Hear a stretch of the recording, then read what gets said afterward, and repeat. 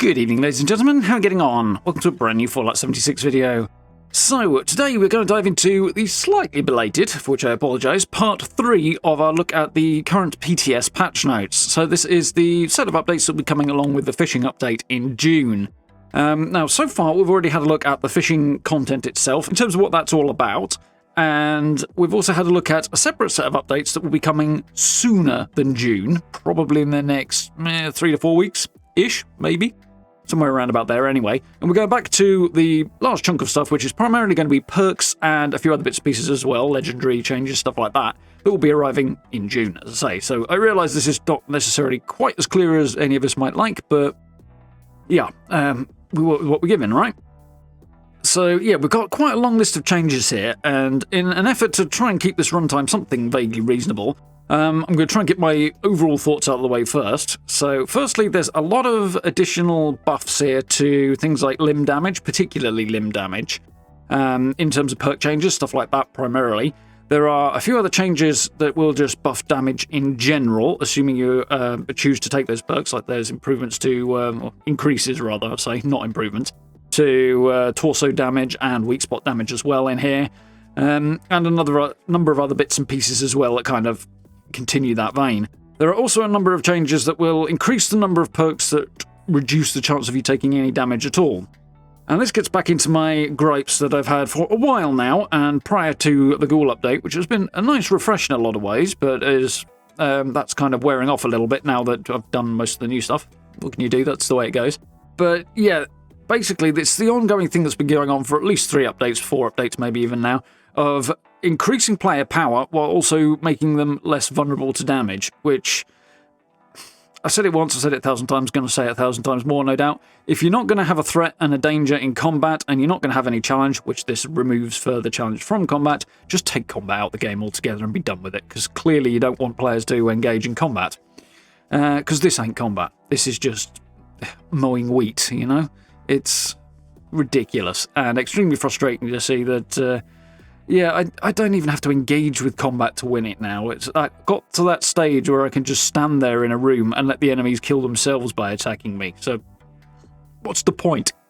Anyway, so that's my personal take and frustration with the whole thing. Let's have a look at the individual changes that will affect you, because there's quite a wide range of stuff. There's also some odd stuff in here. So, you know, let's actually have a look at these changes properly. So, perk balancing, the final third-ish of the patch notes. We're removing perk requirements from crafting. Since you've already learned the plan, we feel that requiring you to change your perk loadout to craft is cumbersome. Okay, there are still perks that will boost your crafting though. Like Ammo Smith, I think, is not mentioned in here, and obviously there's Ammo Factory, which is the legendary version as well, which really buffs the amount of ammo you can produce for a given amount of materials. I don't think that's quite what they have in mind though, because that's just increasing your output as opposed to being a basic requirement to craft in the first place. So, yeah, I see what they're going with there. I think they're perhaps overthinking that a little bit. I don't think it's much of an issue at all, but yeah, well, whatever. It is what it is. Now that we have perk loadouts in there, it's easy enough to chop and change. Still, that's the thing that's changing. You can free up some room in a crafting loadout and make it more of a sort of a super-duper higher output loadout rather than a requirement loadout. We'll see how that actually pans out. So, the rest of these are quite big changes. So, first up, we've got a few perks that affect the effectiveness of food and drink at satisfying hunger and thirst. There are 4 of them here, I think? Yeah, 4, that will affect that in different ways, and they are all having ranks reduced. They're coming from 3 ranks to 2, and they are going to basically have that second rank give them 100% buff, so double the output of food and drink. Or chems in the case of a couple of them as well. So, Slow Metabolizer, which affects food, Dromedary, which affects drink, Hydrofix, which is chems restoring thirst, and Munchie Resistance, which is chems restoring hunger, all, as I say, coming down by 1 rank requirement, and double at full ranks, at 2 ranks, that is. So, Chem Fiend will, again, have its point cost increased, whilst it loses also 2 ranks, so this is a thing that's happened with a lot of the perks recently, or a number of them anyway. They've been reduced from 3 ranks to 1, but it still takes 2 points to equip them, which is, yeah, a little bit counterintuitive in some ways, but it is what it is. And it will mean that any chems you take have a double duration, so it does in some ways simplify it as well. Travel Agent. This is a weird one, and it also loops back to something that we'll be referencing again later, but I'll mention it now. They're changing it so that it only has 1 rank anyway, but at rank 1 you can fast travel while over-encumbered at an increased cost. So currently it reduces the caps cost from fast traveling. This will allow you to fast travel while over-encumbered instead of doing that. So I find this a little odd, but on the other hand, the whole kind of choose what you carry and the last vestiges of survival elements from 76 are getting stripped away, and this is another step in that direction, so it's not really surprising. I would like to see them just remove the cap cost to fast travel across the board, because I really don't think it achieves very much. It is just enough to be slightly annoying. The other side of this, obviously, is that for those who use the Travel Agent perk, you would expect this to be an increase in the cost of fast travel. However, there is, as we'll see in a second, a 25% cut in the blanket cost of fast travel being applied to everybody, irrespective of whether or not you use the Travel Agent perk with this update. So, I think it's a very small increase in cost if you have been using the Travel Agent perk, but if you haven't been using it, then it's going to cost you less. So, there you go. I don't feel, I have to admit, like this change is particularly worthwhile in the sense that being able to fast travel while encumbered is not really worth a great deal. You can drop stuff without really losing a great deal. You can scrap stuff very easily. You can use scrap kits if you want to, but workbenches are all over the place. If you have Fallout First, you've got a survival tent in which you can dump things into your stash or scrap them as appropriate. And the major occasions that people actually have an issue with this, as far as I could think of, really it's only around stuff like Eviction Notice, that particular public event, when you do come away with a lot of weapons and legendaries and stuff. But you just quickly scrap that, and even if you don't have Fallout First, somebody who does has probably put their survival tent down very close by, in which case you can just take advantage of that. So this is really not going to be a priority choice at this point. I think it's making Travel Agent even less useful than it ever was, on the whole. That's just my thoughts on it. Especially with stash boxes being placed at most of these major events now. I think there might even be some at Eviction Notice, though I'm not 100% sure on that. So if they're going to increase the number of those around, then is there really any point in perks like this? It's so easy to work around carry weight, encumbrance and stuff anyway. You don't really need a perk for it. Anyway, that's my 2 cents on that particular change. Bit of an odd one. Dodgy. This one's quite an overhaul. Evade now costs action points and no longer has a cooldown, and it's being increased from 1 point to 2, so this is a more expensive perk than it was previously. I think it had... Oh yes, it used to have 3 ranks, now it'll only have 1 rank. So the note here from the devs is that action point cost is 10 times the cooldown time, which is not really that informative anyway. It's a back-end sort of a thing. Cooldown scales with damage avoided, meaning higher damage costs more AP to avoid. If you don't have enough AP to pay for the evade, it won't occur. So yeah, essentially what they're doing here is making it a single rank perk. It will allow you to evade damage based on the action points you have available. So if you've got enough action points, you take no damage. If you don't, then you start taking damage. So it's kind of... It's another opportunity to avoid damage altogether, as opposed to its previous state, which was just a 30% reduction in damage. So in that regard, again, as I mentioned before, it's combat getting even less threatening than ever. So it's a bit weird. There's also a lot of perks now that have variations on this same sort of effect. And if they can all be equipped at once and trigger either independently or stack and things like that, any one of them could trigger, resulting in you being, you know, almost not present in combat. It's weird. But yeah, that's another one that's moving in that direction. And I do think it's overall a buff, although if your action points run out and then your damage starts going up, you can't even run away as quickly. So when you do run out of the opportunity to use this, it can get... the danger could rise substantially quite quickly. But then again, you probably have other perks triggering in that place anyway, so that'll offset that. Adrenaline. This is a big change. Instead of being 5 ranks, it'll now be a single rank perk. So there's a big change. And you will now gain a 10% damage increase for 30 seconds per kill, with that 30 seconds refreshing each time you get a new kill. So your damage will go up, and it'll keep extending how long you'll do more damage for. So this is now much, much more valuable than it has been, because previously you needed 5 ranks for the best result, but you also had diminishing returns with it. Obviously, you won't get diminishing returns with this setup. And it's only a single agility point cost. So this has just got a lot more valuable, particularly for mass combat. Not against a single opponent, like world bosses, something like that. But if you're running West Tech, for example, or anything where there's a lot of enemies coming at you at once, your damage is just going to keep going up as you're fighting, so it'll be more useful for those sort of running around whacking the low-level enemies rather than the bosses on the whole. I mean, I realise bosses often do have additional mobs coming in as well, but there is not no value, but there is less value there, essentially, is what I'm thinking, compared to elsewhere. Still, it does make the thing less demanding in terms of resources and potentially more useful. That's another thing with this. Obviously, yeah, another lot of perks that are having the special point cost reduced means you can fit more perks into your loadout, resulting in more power creep for players, which is not a good thing, no matter what anybody else says. Science. Okay, we're getting into some interesting stuff here. These are quite a big set of changes. Science will, as it currently does, increase your energy weapon damage. Well, actually, energy damage specifically. It doesn't have to be a per se energy weapon.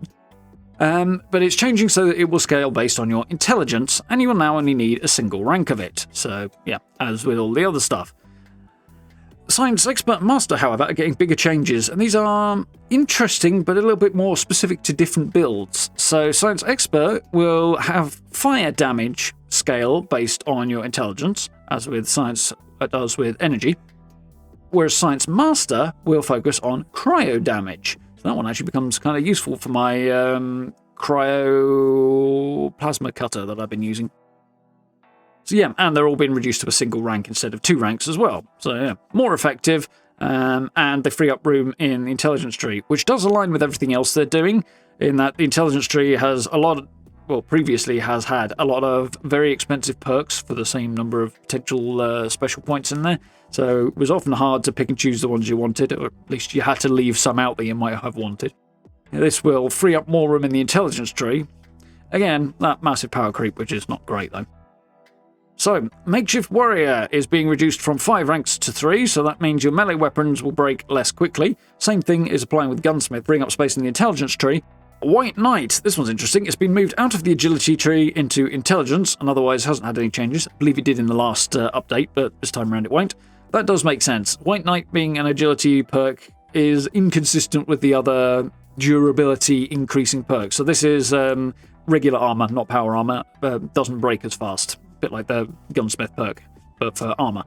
So yeah, moving that into the intelligence tree along with all the other stuff that has the same kind of effect makes sense. Okay, taking a look at some perception perks here. Rifleman. Now previously this has only affected single shot rifles. Now, as with everything else, you're not affecting damage directly. It's applicable to more builds, and then you pick and choose different effects. That was the other thing I should have said earlier on. A lot of these changes, they give me a weird kind of Fallout XL edition vibe, like you need a spreadsheet or a database to figure out what the hell you're going to do for your build. This is really spending too much time figuring out which percentage you want to take from here and there and everywhere else, and is really kind of... This is not video game play. This is Microsoft Office, not Fallout. I don't like this side of the perk changes, I have to admit.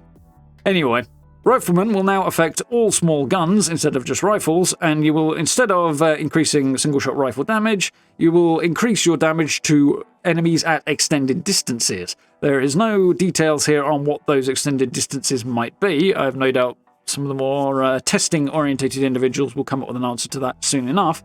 But yeah, you'll get up to 20% damage increase for enemies that are further away. For most builds, 75% of the time, it's probably not going to trigger very much. If you've got like the Scorch Beast or Scorch Beast Queen, stuff like that, or big open areas and that are long distances, it'll trigger more often there. But I think for most other combat scenarios, we tend to be a little bit closer engagement distances, so I think that probably reduces its usefulness. Either way, these changes do mean you're going to need to rethink your build again come June. Yay, fun. So, as with the science perks above, the expert and master perks are getting a complete overhaul as well. So, with Rifleman Expert, it now specifically affects scoped weapons, which I believe will include reflex sights and stuff like that. So, for people like me who don't use VATs, then this is probably relevant to you. Your weapons will have 50% more range when you aim, which is not such a bad thing. If you're free aiming, seeing the target may or may not be an issue at that distance, but you know, they get pretty small on the screen. But still, That is an interesting change. I don't think it's the most exciting of the three. It's been reduced from 3 ranks to 1 rank, and the cost is going up to 2 again. So, yeah, that old chestnut. Rifleman Master. This one is a bit more interesting, and it's probably the road I would recommend over some of the other options on here. And that is that it will now give you an extra 25% damage to weak spots while aiming with a scoped weapon. So again, this is really more of a non-VATS perk, but it means headshot damage will go up for those of us who don't use VATS, which I am happy to see in a sense, because you don't generally aim when you're using VATS. I suppose you can, but you don't generally do that, do you? I don't know, maybe I'm wrong on that point. I don't use VATS, so... but either way, when aiming, a buff to weak spot damage is particularly useful because it's the fastest way to take your enemies down, innit? And again, it's coming from 3 ranks to 1, and the cost is going up. So Sniper is probably going to be a bottom of the barrel perk, I think. It kind of always has been, and I don't think that's going to change. Improved control and breath holding time when aiming with scopes. It's a single rank rather than 3 ranks now, and it's just a flat 75%. So kind of a nerf compared to the maximum amount, but also kind of the least considered one, I think. Long shots. Scoped weapons have 30% more range and accuracy while aiming. Again, this is if you've got the space for it, kind of a perk. Range and accuracy are nice, especially as that inherent accuracy stat is not my favourite part of the game, to be honest. You know, putting the crosshair on an enemy's head and watching the bullet go past his ear is still kind of annoying. So this will reduce the number of occasions that happen. And again, it's having its ranks reduced, although no increase in cost this time from the look of it. Commando is getting some changes. This will affect an awfully large number of people. It will now give you a ranged damage increase when targeting a torso at the base level Commando perk. And of course, the Expert and Master ones are changing in a bigger way as well. So, yeah, I mean, generally speaking, you're still better off hitting the weak spots, although I wonder if 75% buff is going to reduce the discrepancy between headshot damage, for example, and hitting an enemy in the chest. I'm not sure what the flat base game perks not included damage buff is for hitting weak spots. I think this is going to reduce the difference there, which generally will increase your damage output if you take the perk, but I still think you're probably better off hitting headshots as a rule. It would be a strange thing to make that not the case, so yeah. Obviously, we've got the limb damage stuff that's about to start coming up as well, and that will increase the damage enemies take when you hit limbs, if you want to spend hours figuring out which perks to apply there. But again, still hit in the head, it's going to be faster, and just less hassle generally. And you won't be artificially, effectively pushing up their resistances because you're not targeting the weakest part of the body that way. Anyway, Commando Expert will apply your movement speed bonus to reload speed, which is nice to have, but probably again, further down the priority list. And Commando Master, this one's a bit more interesting, and again, is going to require more, spreadsheets. Weapon damage is increased by AP costs. So basically, as you change your receivers and your stocks and your barrels and what have you on your weapon, the action point cost of each shot varies. The higher you drive the action point cost, the more damage your weapon will do, which should theoretically make this a sniper preference-orientated perk. So if you're doing single shots with lots of damage, you usually have higher action point costs on that, compared to, say, automatic weapons, which have lower AP cost, but because they fire faster, they eat up the same amount anyway. So yeah, you end up with lower damage that way. So yeah, this is Commando Master is going to be a sniper-orientated perk, I think. Although, the caveat to that is that you can probably swap out some mods for minimal difference in a weapon's performance that will result in a buff to your damage if you're using this perk. So yeah, you can spend a lot of time on workbenches checking those numbers out if you really want to with this one. And again, both of these are going from 3 ranks to a single rank with a point cost at 2 instead of 1, 2, or 3. Ground Pounder. Small guns will have reload faster and have better hipfire accuracy. The numbers might be changing there, or maybe it just affects more things. I'm not sure. Either way, not a big change, really. So we're getting into shotgun-orientated perks, or I should say previously shotgun-orientated perks here. Come June, these will apply to all small weapons and make them behave more like a shotgun, kinda? Whereas shotguns, on the other hand, will take advantage of the other ranged weapon perks, same as a pistol or a rifle would.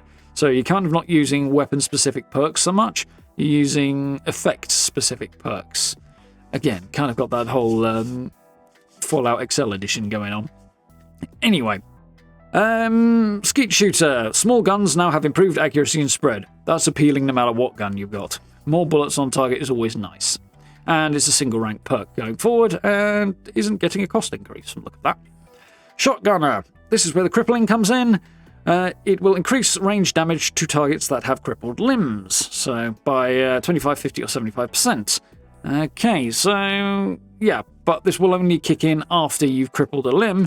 And if you shoot them in the head, they'll be dead before that becomes an issue most of the time. Again, bosses might be a different matter, but then again, you shouldn't be crippling bosses anyway as a game design decision, because that just takes away all the challenge from what is supposed to be the most challenging content. Not that there's a great deal of challenge there anyway. Rant. Anyway. Shotgunner Expert. This one is, once again, going from 3 ranks to 1, etc., etc. And weapons that fire 3 or more projectiles will gain increased range. Not such a bad thing with a shotgun. What does that include? So shotguns, obviously, and I think it's specifically designed to affect shotguns and the dragon, because that fires 4, but not 2-shot weapons, I think. I'm guessing that's why the line is put there. It's a bit of a weird one, that one, unless I'm missing something. I probably am. Either way, a little bit of extra range for your shotguns and multi-projectile weapons. I suppose certain things like the pepper shaker fires multiple projectiles, doesn't it? So it would increase your range on that. There's probably some other things that I haven't thought of as well. Interesting. But basically that does mean a range increase for those weapons that have the shortest range. Shotgunner Master. Each projectile your weapon fires increases your damage against crippled targets by 10%. So this is really still a shotgun-centric perk, but also will apply if you're using a 2-shot weapon, I suppose, as well? Probably. But again, only applies after you've crippled a target, and you might as well hit them in the head, and they'll be dead before this becomes relevant. Scattershot. 20% of damage dealt to a limb is applied to all limbs on target. So secondary limbs, if you want to cripple subsequent limbs after the first one, will get crippled faster because they're sharing earlier damage. Again, it's a bit niche, I think, unless you're really going hard into a crippling loadout, but see my previous thoughts. Moving target. This one is shifting from a flat damage resistance while sprinting to a percentage chance to evade, so a percentage chance to take no damage at all rather than just reduced damage. Again, when not wearing power armor and while you are sprinting. So bringing it into line with a lot of the other stuff that has evade attached to it, and once again making it that much more likely that you just won't get hurt in combat. Goat legs. Take no damage from falling, being reduced to a single rank, so there's no 50% reduction rank. Yeah, makes sense. It's not particularly a high priority perk anyway, I think, for most people. Stim packs are, you can chug stim packs down like candies. So. Blood Sacrifice. If you happen to be using this legendary perk, as you rank it up, it will reduce the amount of HP it consumes, or the amount of extra HP it consumes when you're using VATs instead of using action points. So, yeah, increasing your ability to use VATs should you so desire. Okay, so that's a long list of perks with a lot of changes, and we'll probably have to go over this again come June because there'll be modifications along the road. But yeah, definitely going to require everybody to redo their builds once again come June, and also, yeah, it's just making combat that much more farcically easy, as it has continued to be doing for a long time, and I'm bored of it, to be honest, and I'm sick of saying this because what's the point? Anyway. Legendary mods, some interesting changes here, and some weird changes. Some I wouldn't be surprised to not see make it to live servers, actually. So, Nocturnal is getting some new effects. It will no longer apply only at night. It will apply a 25% damage increase when you're cloaked as well, at any time of day. You will also get an increase to damage resistance and energy resistance if it's applied to armor instead of a weapon. When cloaked. So it's trying to make Nocturnal slightly more useful than it is. It's still not very useful. But it is slightly more useful. Bloodied is getting a damage buff. Well, that's a dumb idea. Junkies, this one's weird. It's getting a massive buff, and it doesn't make sense. So Junkies is getting an increase from 50% damage increase at its maximum level to 100%, so potentially twice as good. However, when you look at, say, what was the other one? Mutants, that's the one. That caps out at 50, and Aristocrats also caps out at 50, and both of those are about to be really quite good. Aristocrats always has been. This is just making Junkies twice as good. It doesn't line up with everything else and is really, really weird that it doesn't. I don't know why they've done that. I'm guessing they won't do this. I would be surprised if this does make it to live servers, given that, yeah, it's completely out of whack with everything else they're doing. It's very, very strange. Resilient is getting a flat buff from the look of that. It now increases all resistances by 500 while reloading. So yeah, it just jumps you up by a flat amount when you're reloading a weapon. It's very situational, but it is a lower tier legendary effect that you won't complain about having, but you might replace with something more effective later. Still going to be in that case. Two-shot is getting a damage buff from 25% to 75% if your second shots can land on target, which, given the accuracy decrease of a two-shot weapon, may well not happen. But still, it is a buff nonetheless. Stalkers is getting a... well, it's listed as a new effect, but it's a changing effect. It's going from a damage buff when outside of combat to sneak attack damage, which makes it useful more often. I think it'll be something that if you're doing particularly like stealth commandos and things like that, it'll be a continually useful effect now, which it really wasn't before. So yeah, that has just become actually a viable choice for this, or rather it will do come June. Mutants is getting a buff from 25% at the top end to 50%, bringing it in line with Aristocrats, so making it an actually useful legendary choice if you are a mutant, which most of us are. So yeah, that actually is making that worthwhile, which is cool. Which, again, as I highlighted with Junkies, makes the Junkies change really weird. Gourmands is getting a buff as well, increased from 24% to 40%, still making this a third tier choice rather than a second tier, which Aristocrats and Mutants would be. Obviously, anti-armor being the top tier.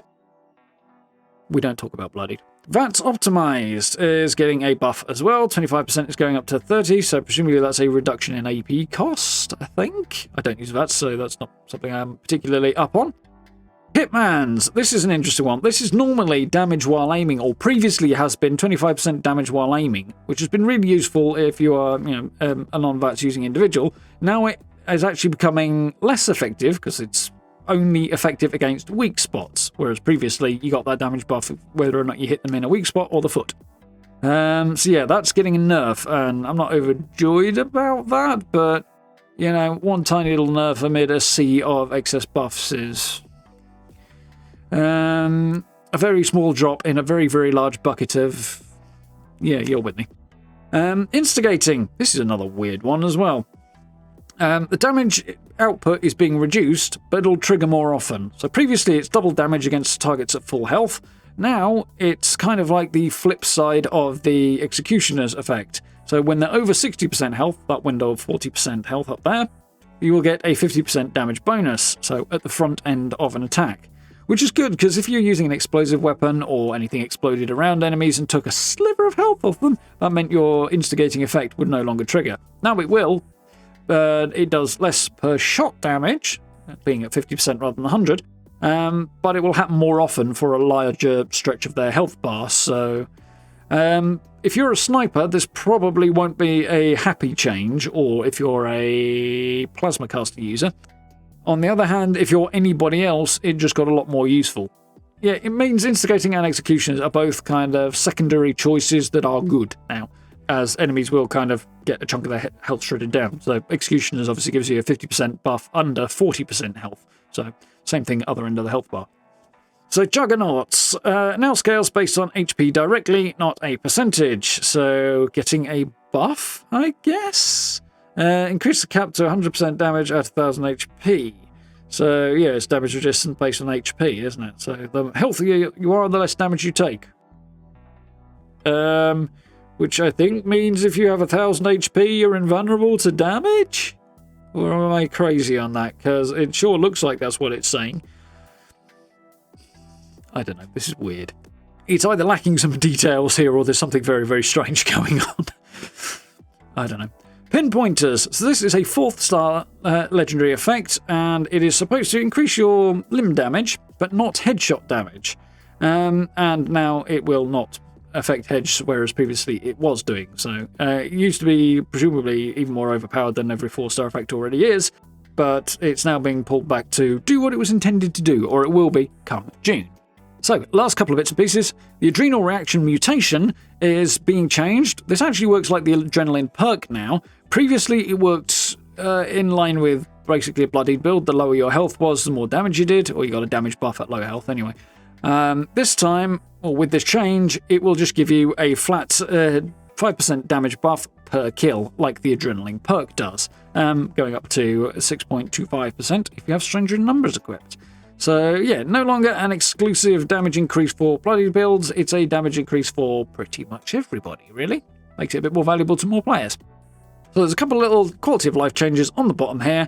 Workbenches, Gauss minigun, plasma caster, Tesla cannon are being moved into the heavy guns list out of the energy guns list, because they're heavy guns. Fusion cores are coming off the chemistry bench and going into the Tinker's bench. They're being treated as ammo.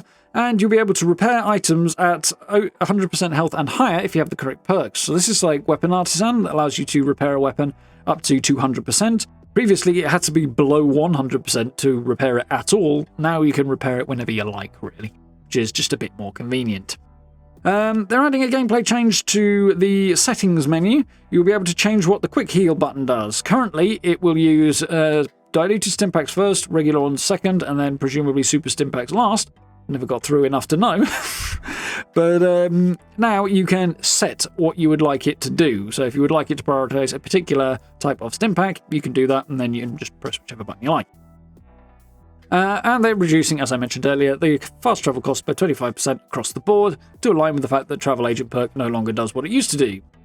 Here's a nice little change as well. Bulk item pickup for area looting. You will be able to, basically, anytime you get, say, steel scrap when you're area looting, instead of having 10 different items of it, it'll all just compress into a single bulk item and you can just pick it up at once.